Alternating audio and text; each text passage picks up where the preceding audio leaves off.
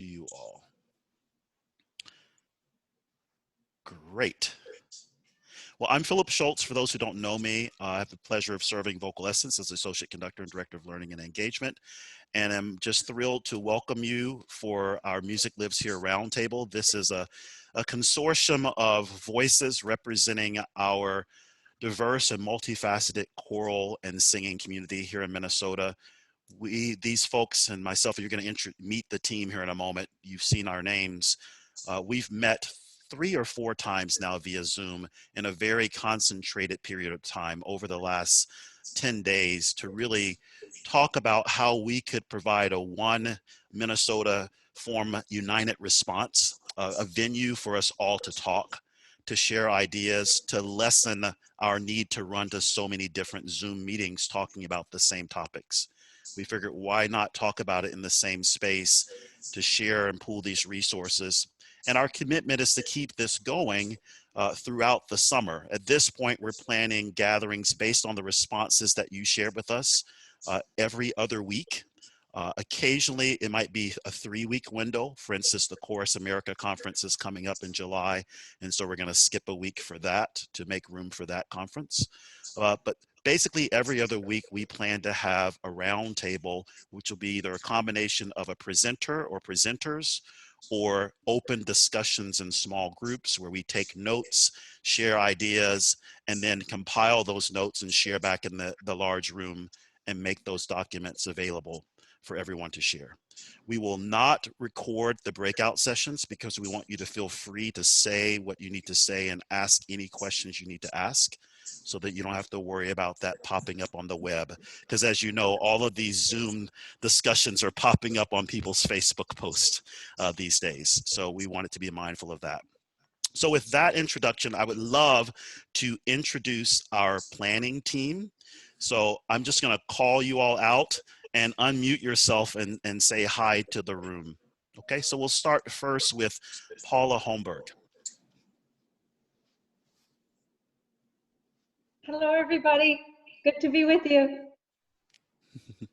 And for those who don't know Paula, tell everyone your role these days. I am officially Vice President of ACDA of Minnesota, having completed the 2 years as President-elect and 2 years as President. I am retired from Minnetonka High School 2 years ago now, and am working very part-time at Bethel University, conducting the Women's Choir and contributing to the Secondary Choral Methods program. Thank you, Paula. Marianne Ofterheide, would you introduce yourself? And now I found my spotlight, so sorry. Yes. Oh, I see spotlight. Okay, am I unmuted? Yes. Hello, Marianne Ofterheide. I am actually on this call with 2 roles. One is I am the Executive Director at Vocal Essence, and I'm also the President of the Board of Directors of Minnesota Citizens for the Arts, which is our statewide arts advocacy group, and they have a very strong interest in arts education. So I'm here with that hat on to do what I can to help advocate with the legislature on behalf of the state art, or on behalf of Minnesota Citizens for the Arts. Thanks, Philip. Thank you, Marianne. Tanya Barnes. Hello. Yeah, I'm Tanya Barnes. I am the choral vice president with the Minnesota Music Educators Association. And my full-time job is I teach at North Branch Area High School. And then also I am the choral director for Unum Vox, the high school honor choir sponsored by the East Central Minnesota Chorale. So that's my role, and I'm excited that everybody's here. This is exciting to see all the people from our state gather. Thank you, Tanya. Kristen Kivel. I hope I know how to spell your first name now. Did I say your last name right, Kristen? Good. You got it. That's right.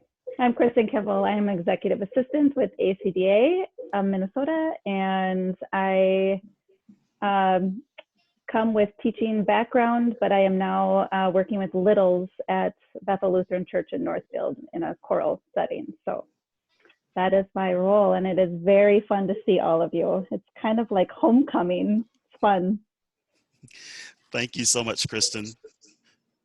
Wendy Barden. Good afternoon, everyone.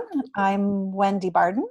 and I am currently serving as the music education specialist at Perpich Center for Arts Education, and I'm thrilled to be here to learn and think and talk with all of you. Thanks much. Thank you, Wendy.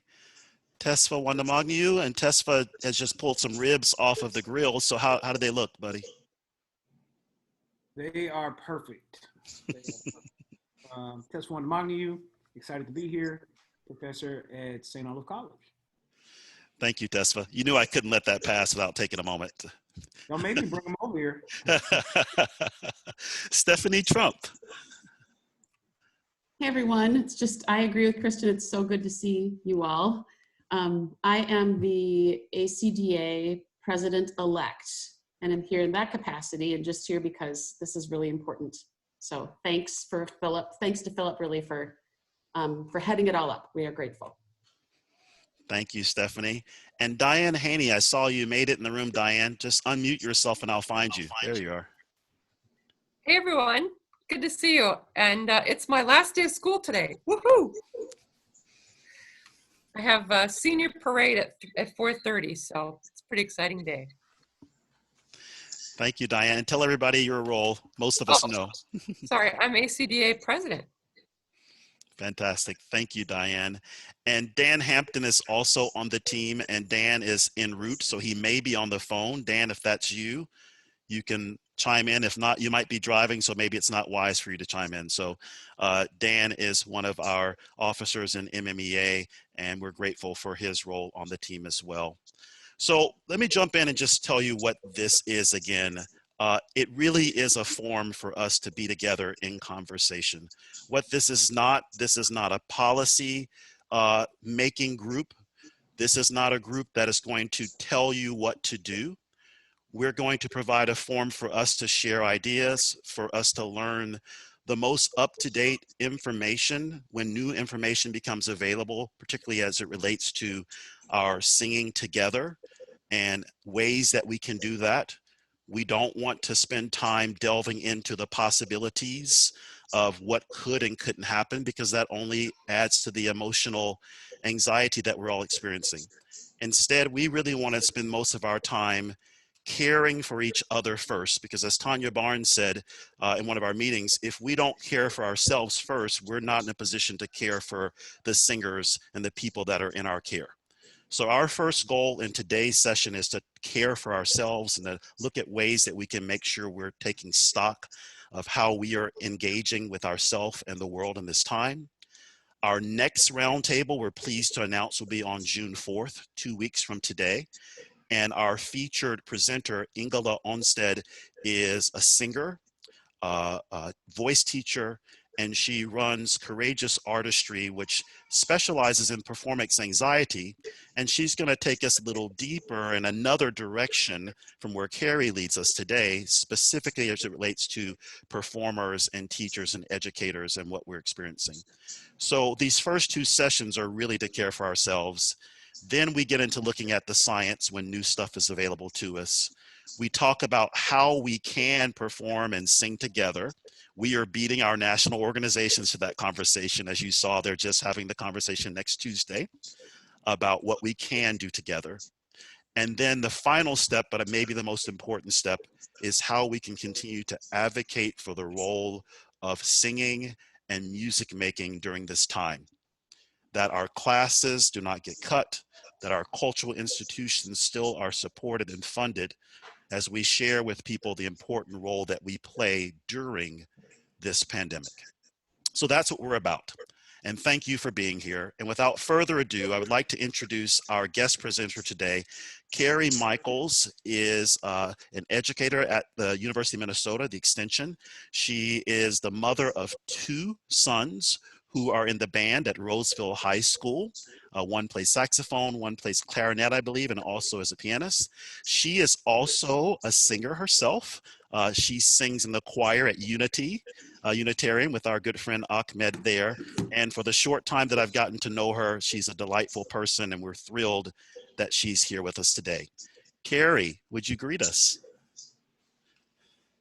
Hello, everyone. Thank you so much for having me here. Can you hear me okay? Okay, so I am just going to go ahead and share my screen, make sure that that's working well, and then I'll begin.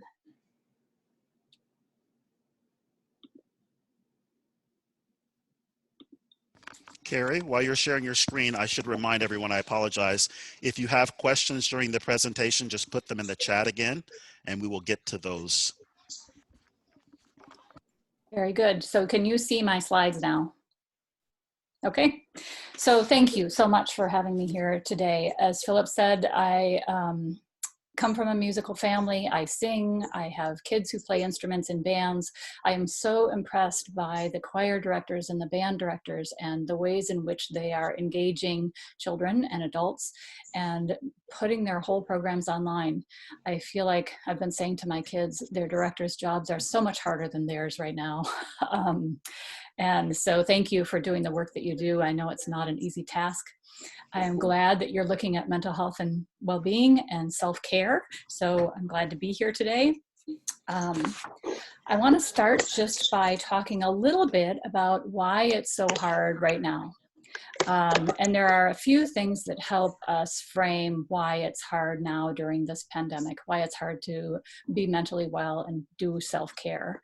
And I want to talk just a little bit about each of these: ambiguous loss, social isolation, trauma, and increased disparities, just briefly. First of all, ambiguous loss is a term that was coined by Dr. Pauline Voss, who is a faculty member at the University of Minnesota. She is speaking quite a bit now because what we're experiencing now with coronavirus is many types of ambiguous loss. So the definition, first of all, is that it's a loss that is unclear or remains uncertain.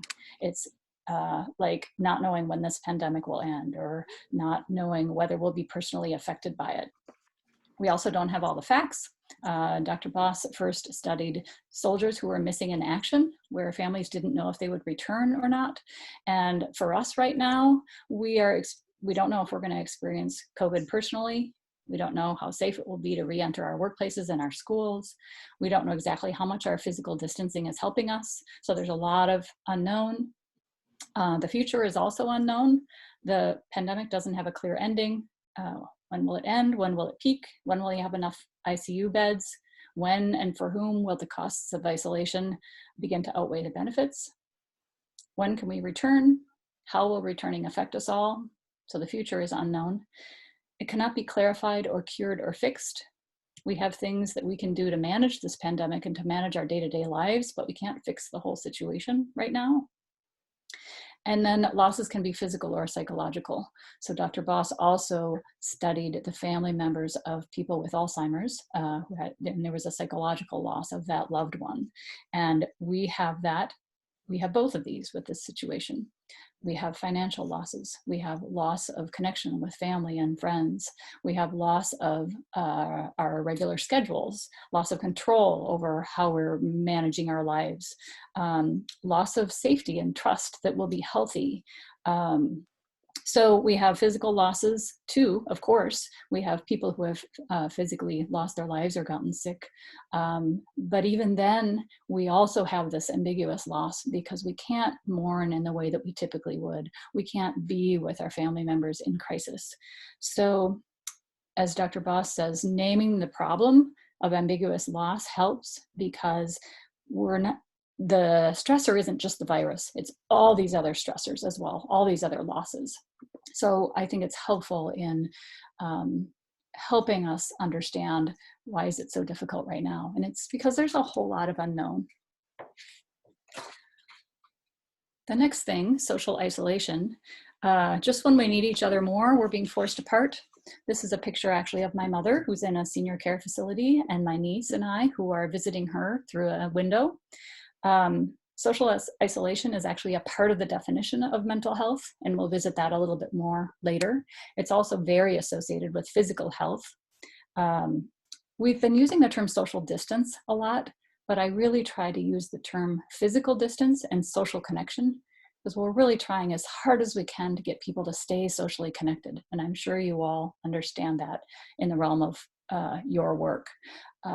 We might have to be physically distant, but we're looking for many, many ways to be socially connected. Trauma, a person experiences trauma when they directly experience an injury or a threat of injury, or when they witness that, and it can be physical or psychological again. So even if we're isolating in our homes and we're not physically sick, the threat of sickness is widespread, and that affects our mental well-being. That creates exhaustion and fear and fatigue. We don't need to experience the trauma directly in order to feel its effects. And then traumatic events are defined not only by the nature of the event, but also by a person's perception of it as overwhelming. And for many, especially those who have had other trauma in their past lives, this experience is overwhelming.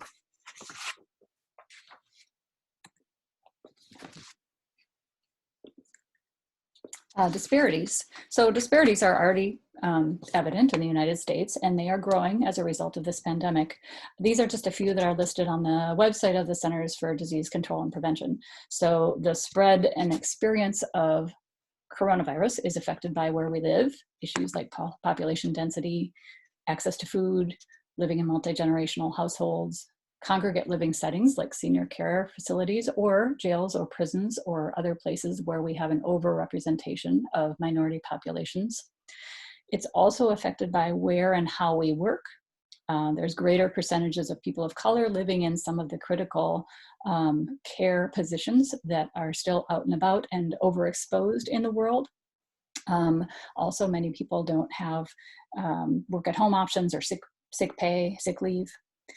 And then health status, lack of health insurance, or having underlying health conditions that puts one at greater risk to being sicker with COVID-19. So those are just a few things that I think help put some framework around why it's difficult now, why it's so difficult now to take good care of ourselves. So what is mental health, and how do we know when we have it? How do we know when someone isn't just looking okay on the surface and treading water furiously underneath and saying that they're fine? I would like to spend a little bit of time talking about this model of mental health and wellness. This was created by Dr. Corey Keyes, who identified that mental health and mental illness are not the same, and they're not opposites. They're actually on two different spectra. So here we have illness on the horizontal axis. So there's severe mental illness on the left, and there's no mental illness on the right. And then we have functioning on the vertical axis. So we have poor mental health at the bottom and optimal mental health, or really, really good good mental health at the top. So it divides us all, the population, into 4 quadrants. And I think this is a little bit more true to how we are in life than just thinking about illness or wellness. So we have quadrant 1 on the top right. These are people who have good mental health and no mental illness, and we call that flourishing, mental flourishing. Quadrant 2 on the bottom right, people who have severe stress on their mental health, but they don't have an illness. We call that languishing. Quadrant 3 on the bottom left, severe stress on our mental health and mental illness. So that's languishing with a mental illness. And then quadrant 4 on the top right, where you have good mental health, but you have a mental illness, but you probably have supports in place that help you manage it well. So that's flourishing with a mental illness. So there are lots of people whose job it is to work with people with mental illness. They're clinicians, and they have the license and the degree and the credentials to do that. I'm a public health educator, so while I might do work with people who have diagnosed mental illnesses, I'm really hoping to help people move up, to help them move toward good functioning in this model. What this does is it points out what we sometimes forget, that there can be people in this quadrant 2 where there's stress on their mental health, even though they don't have illness, so they're languishing. And then quadrant 4, that there are many people with illnesses who are managing quite well. So what is flourishing? I want to talk a little bit more about what it looks like to flourish. What is mental flourishing? How do we know when we're in this top area of flourishing well?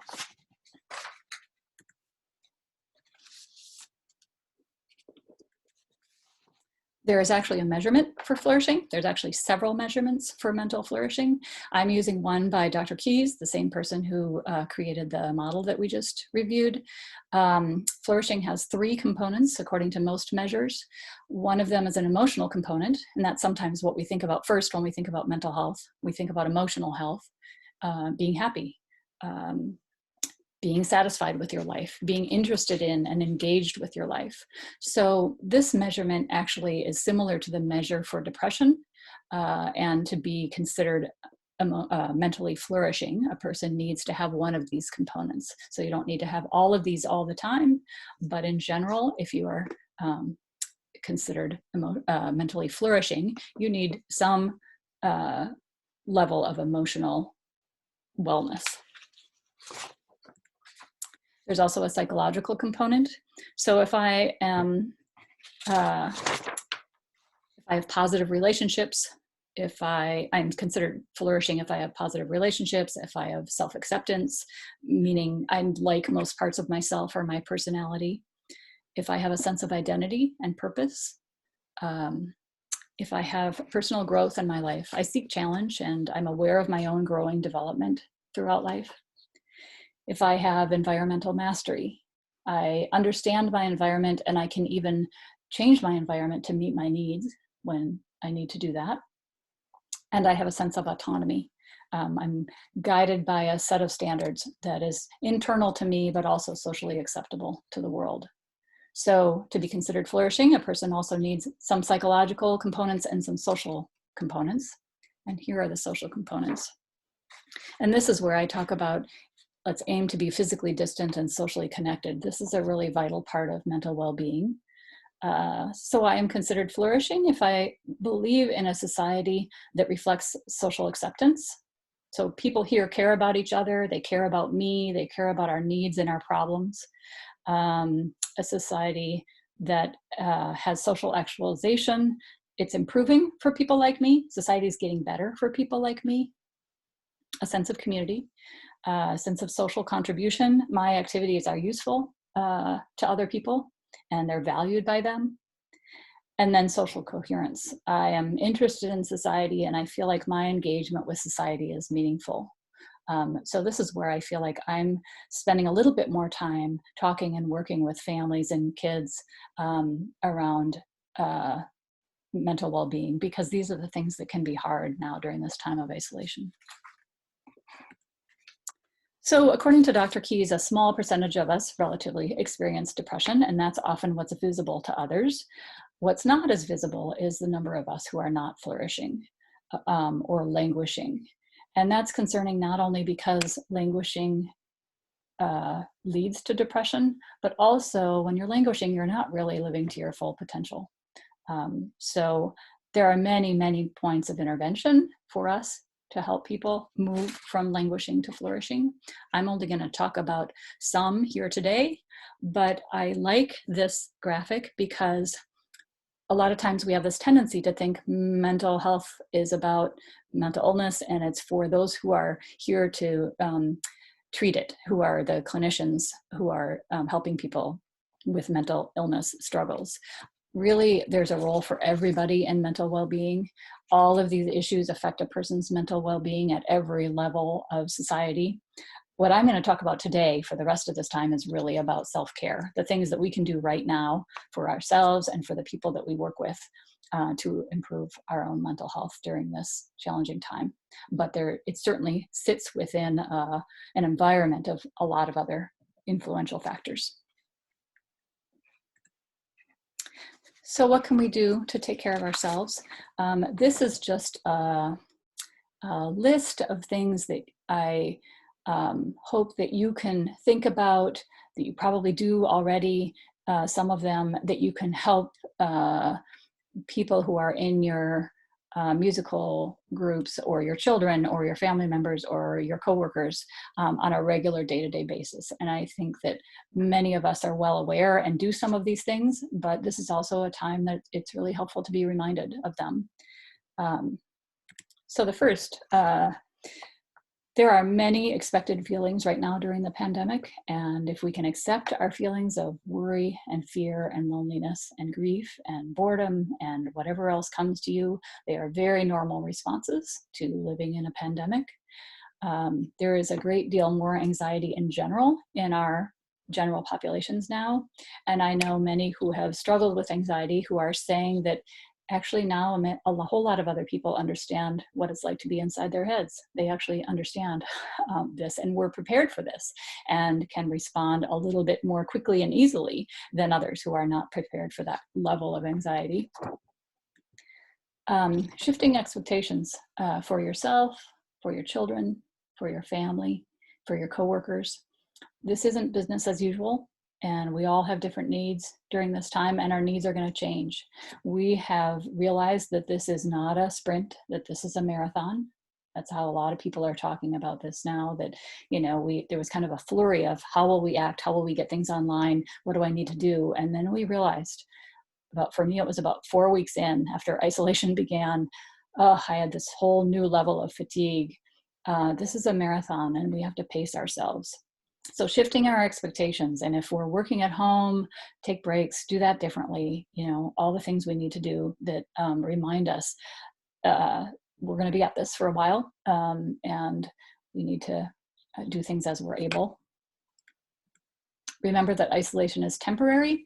Take one day at a time or 1 hour at a time some days, if that's helpful to you. Look for beauty outside your window, in your family members, in the objects around you. I'm taking at least 2 walks a day, and I'm just noticing every sign of spring that I can find. And for me, that's really helpful. It just gets me out of what I'm doing for work and brings me to the present moment. Practice mindful breathing, and I can share many types of mindful breathing with all of you if you're interested. When we're stressed, it leads to shallow breathing and a fast heart rate. If we can physically slow that down by breathing, we can decrease the stress response in our bodies. There's abdominal breathing, and there's something called box breathing that I use because it's very easy to do with large groups of people. There's stuff that's a little easier for kids, and I'm happy to share that. Practice grounding yourself. And these are things that are helpful in particular for times of acute stress. If you can notice 5 things that you see, 4 things that you feel, 3 things that you hear, 2 things that you smell, and 1 thing that you taste, these actions help ground a person to the present moment and are particularly helpful if someone's really, really stressed in an acute sort of way in the moment. Taking care of your body, rest, sleep, hydrate, eat well, move and exercise as you're able to. Keep a daily schedule. A lot of us are working at home, and I had to really figure out how to do a daily schedule that worked for me and my kids and my partner. And for me, it was setting some time for meals and sleep and breaks and walks and work. And in general, keeping a daily schedule gives people a sense of security and predictability. So again, take those breaks as you need to, and keep a calendar, even if you don't really need to right now. It's helpful for some of us to keep a calendar. And then keep a gratitude list. Gratitude is actually really important to mental well-being, and there are research studies that show that people who journal about gratitude report higher levels of mental well-being. And I have found in my life in the last several years, as I've increased my recognition of what I'm grateful for, it's really improved my outlook and my perspective on a daily basis. Meditate. I would suggest finding small things to do regularly. It is much more possible to do a 1-minute meditation about what you're grateful for rather than an hour of silent meditation. Meditation can be an overwhelming thought to some people, but if there are just small ways to incorporate meditation into your daily life, that's helpful. I also have some guided meditations I'm happy to share. Control your COVID narrative. I am expecting you're all well aware of this by this time. I actually pulled this list together the very first week that we were in isolation, and people were really overboard on taking in information and getting overwhelmed.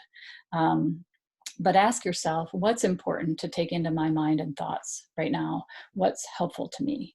And choose what's meaningful, of course, from reputable sources. Limit your consumption. Pay attention then to how stories and the information that you're reading affect your stress and anxiety. For me, I pay somewhat regular attention to trends and to statistics, but I limit the number of personal stories that I read. I have some of my own health issues, and it was too hard for me to read too many stories of people's health journey. Many of them were about people who recovered ultimately, but who got very sick with this virus. And so I read very few of those stories. Remember the activities you enjoy and do more of them. For sure, I expect for many of you that is making music and listening to music, but also, reading, painting, gardening, the things you always wanted to do and haven't tried, or the things you used to do and want to pick up again. We're in my family trying to do some of those things now, not because we have all this extra time, because I don't feel like I have extra time. Actually, I feel like I have more limited time, but because it's good for us. Because it really helps us. Connect with others, reach out to family and friends and neighbors by phone and video chat and text and email. Check in on elderly loved ones who might be particularly isolated. We also have more resources regarding connection and social connection with others that I can share. Communicate carefully. This is a time to pay attention to how you speak and listen to others, particularly because we're under stress and because everyone's reacting to stress differently. In general, communicating in times of pressure is helpful to speak carefully, to listen attentively, to respond accurately, and then just recognize everyone's going to respond to stress differently, and our needs will change over time. Join online activities. I've been participating in meditations from the Center for Mind-Body Medicine, which is a different thing for me, and it's actually a long meditation, but that's something I wanted to try, and that's been good for me to do on a weekly basis. Think about solitude. So we talk all the time about isolation. We could also reframe it and think about it as solitude, a time for recharging and reflecting. Laugh. It really is good medicine. And I fortunately have some kids with good senses of humor that help me with that one. Share stories and photos and videos with friends. Take the long view. Ask yourself, who do I want to be on the other side of this? And then how does that guide my behavior now? Dr. Boss, in her work with ambiguous loss, speaks of the importance of both and thinking. So this pandemic is both terrible and I can manage it, or I can manage myself and my family. Both, I am scared of the virus and I can do something about it. I can stay at home. So it's both it can be both isolating and connecting. It can be both dangerous and manageable. And it helps me personally to have that perspective, because I know that even though I'm only staying at home and it doesn't look like I'm doing very much, I am helping prevent the spread of this pandemic. And then finally, be a role model to other people in your own self-care. This pandemic could give us an opportunity to make self-care much more a part of our daily lives and an expectation in our culture. So I would love to hear from all of you, and I'm hoping this is okay. Philip, you can tell me if this will work or not, but to add to the chat one new self-care technique that you can commit to in the next week. I will say that I'm just going to say my commitment out loud so that I do it. I am going to commit to doing some weightlifting, some weight training, which is good for me physically. I always feel better emotionally. It's been recommended for me because I don't have a lot of muscle, and it just helps with various things that I have going. So that's what I'm going to try to do, and I'm going to try to start that in the next week. Carrie, it's definitely okay, and they're starting to come in now, so don't be shy, friends. Carrie, may I ask you, as you're closing up here, go ahead and finish out there, and then a couple of questions came to me privately. So go Yeah, ahead. I was just going to say, we have a website where a lot of this information is posted. And then there were other things I mentioned that I could share with you that I'm happy to send to Philip or post in whatever way is helpful to you. But there are certainly a number of us who are working on mental well-being and holistic care during this time from Extension, and we're happy to continue to be a resource if that's useful. And thank you. Thank you, Cari. It's so concise and well structured and organized, and just very I don't know. I'm just thinking back through everything you said, and one of the questions that came was about the mindful breathing. So would you mind leading us through the box breathing, and then you mentioned a kids breathing activity? Yep, sure. So, and maybe I'll stop sharing my screen here. Okay. So box breathing is very simple. If you put your finger out in the air, we're going to draw a box in the air. And people are sometimes familiar with deep breathing, but what this does is it helps us hold the breath at the top of the breath and hold at the bottom of the breath. So as you're drawing the box, and you can try this with me if it's helpful to you, as you're going up, we're going to breathe in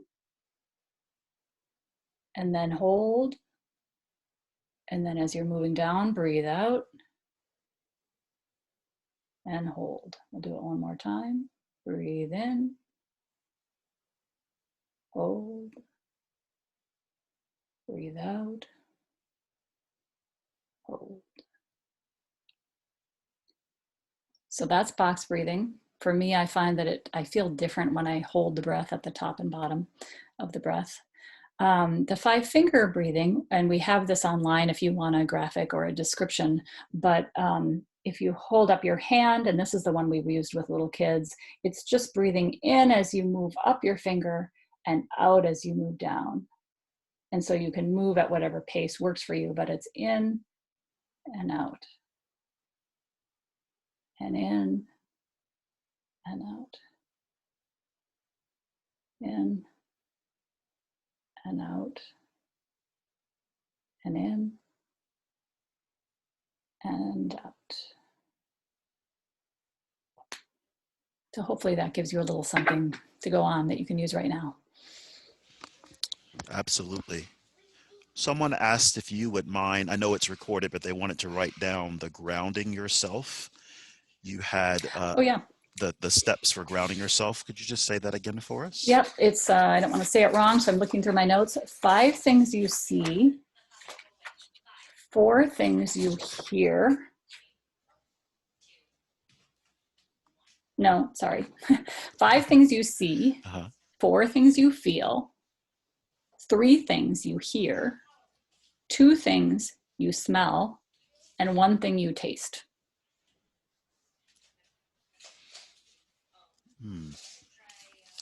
Beautiful. Thank you. Yeah. And friends, if you still have thanks Ben for putting that in the chat also. Yeah. And thanks to all of you for the beautiful expressions of the commitments you're going to make in this week, the new habits. This one's my question. So if you have one, friends, please feel free to type it in the chat. You talked about communicating carefully, to speak carefully, listen intently. And I think for us as singers, I am really concerned about the way we talk about singing during this time, that we don't add to anxiety or the emotional loss that people are experiencing.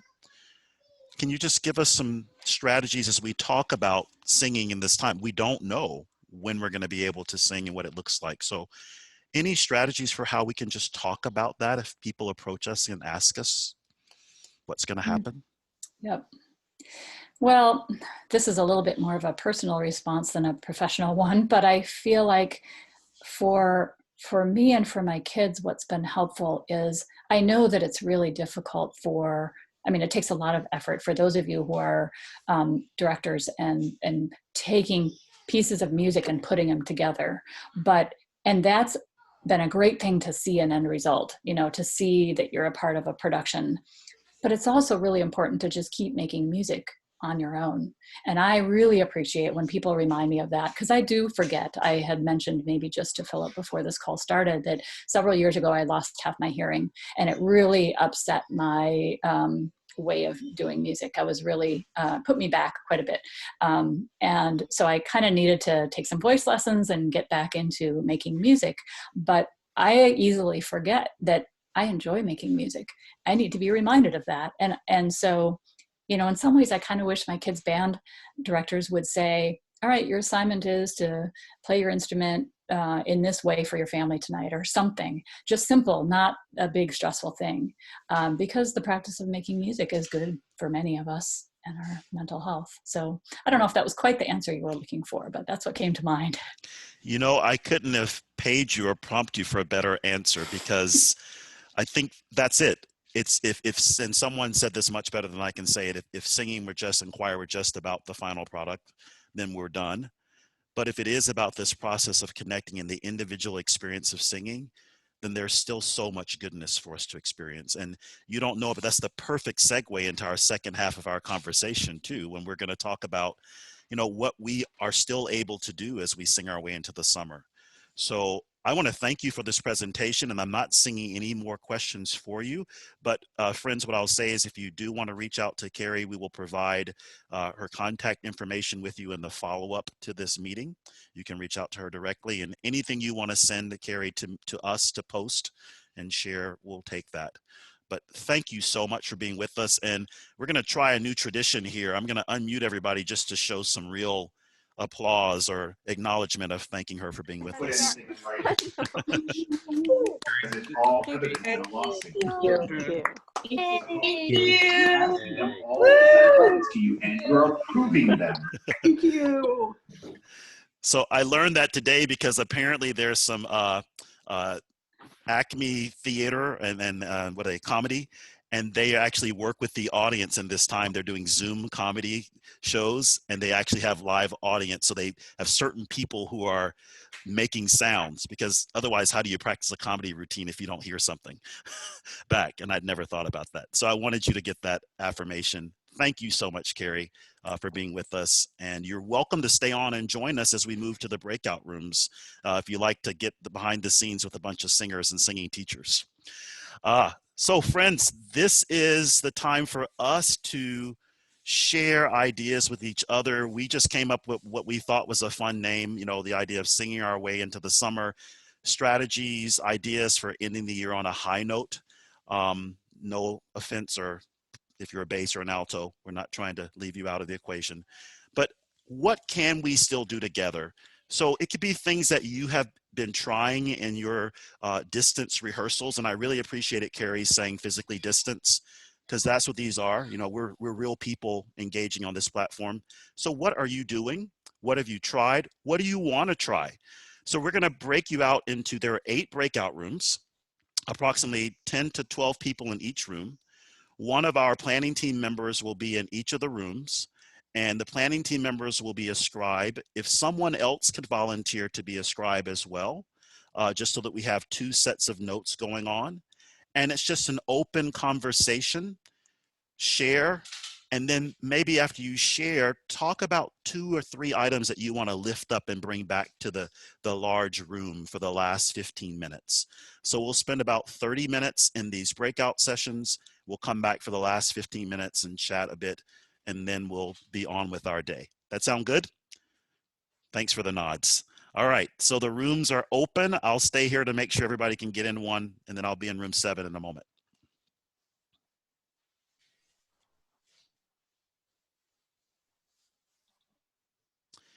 And a few of you are unassigned, so I'm just going to assign you to a room. If you joined the call here a few minutes into it.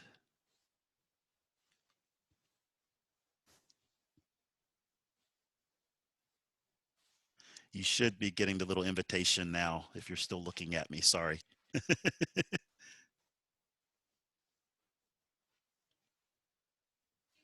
All right, Sandy, here you go. And the person on the phone, here you are. Okay.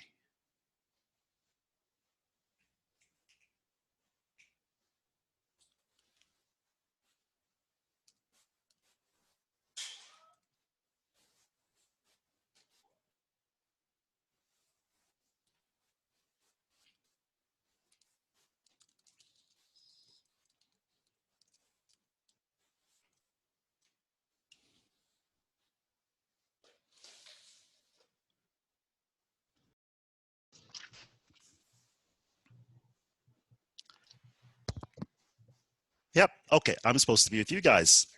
Hey, everybody. Hi. So this group is small enough if you all want to unmute yourself, unless you've got dogs and kids. I do have 2 kids, so you may hear them, but let's just, unmute as much as we can and just kind of talk to each other and share ideas. Thanks for being here, and look forward to hearing from everyone. So I'm going to stop talking for a while. Who wants to kick it off? Thank you for this opportunity. It's great to see people I haven't seen for a while. Indeed. Okay, Philip, I'm coming to you because I've seen you posting some things. What have you been trying down there in Jefferson and stuff? What are you doing these days? I think you try anything and everything and see what sticks. And I try to remind myself that this spring, this is not online learning. This is not online education. And